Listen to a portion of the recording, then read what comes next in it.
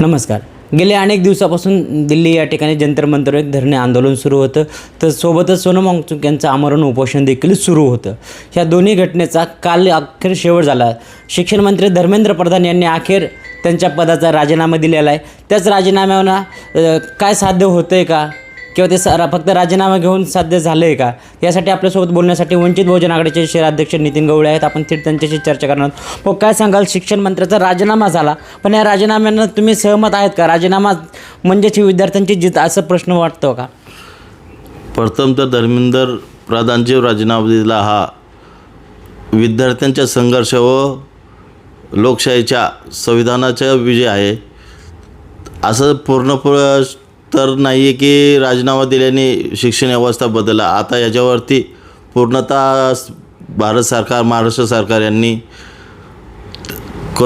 चांगल्या पद्धतीने शिक्षण व्यवस्थित लक्ष देऊन यापुढे असं काही घोटाळे होऊ नयेत याच्यावर अंमलात आणावे. आणि ह्याच्यापुढे असे विद्यार्थ्यांवर अत्याचार आता जे काही झालेत त्यांच्या मागे कोण अधिकारी आहेत, कुणी आदेश काढले होते, याच्यावर कशी कारवाई करता येईल, ही कारवाई झाल्याच्या नंतर हे आंदोलनाचं यश होईल असं मला वाटतं. ज्या लाठीचार्जमध्ये ते ॲडिशनल DCP होते त्यांची निलंबन न करता फक्त त्यांची बदली करण्यात आली, आणि लाठीचार्जवर ज्या विद्यार्थ्यांना काही गुन्हे दाखल केले ते गुन्हे देखील अद्याप मागे घेतलेले नाही.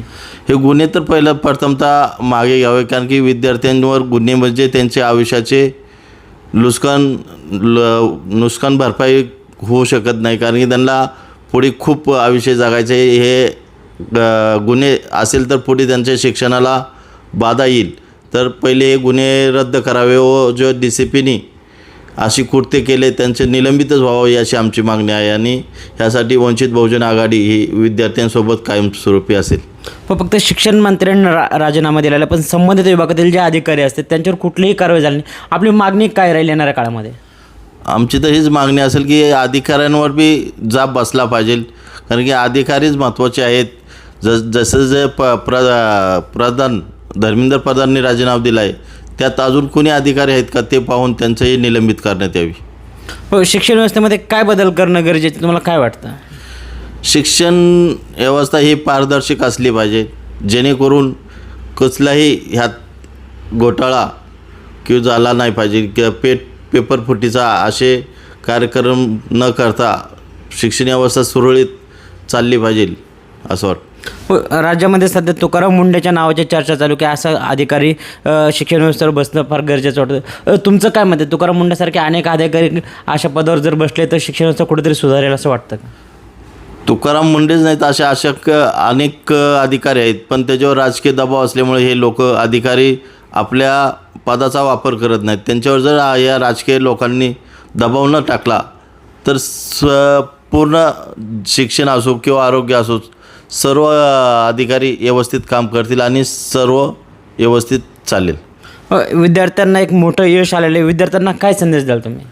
विद्यार्थ्यांना एवढं सांगण्यात येईल की यश हे आताचं म्हणजे या 12-13 वर्षातलं पहिल्यांदा भारत सरकारने कुणापुढे तरी झुकलेलं आहे. तर ह्याला हे जल्लोषात न जाता याच्यावर कसं आपल्याला काम करता येईल याच्यावर लक्ष देऊन पुढेही असे आंदोलन करण्यात येतील, ह्याच्यावर लक्ष असावे यांचे.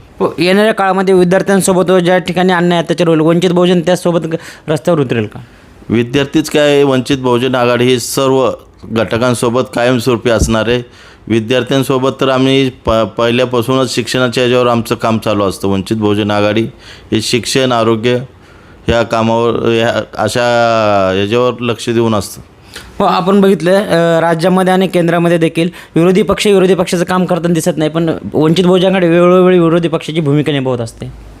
मागच्याच महिन्यात बाळासाहेब आंबेडकरांनी सांगितले की विरोधी पक्ष जिवंत नाही. त्यानंतर आम्ही काय बोलण्यात अर्थ की विरोधी पक्षच भारत सरकार व महाराष्ट्र शासनामध्ये नाही आहे.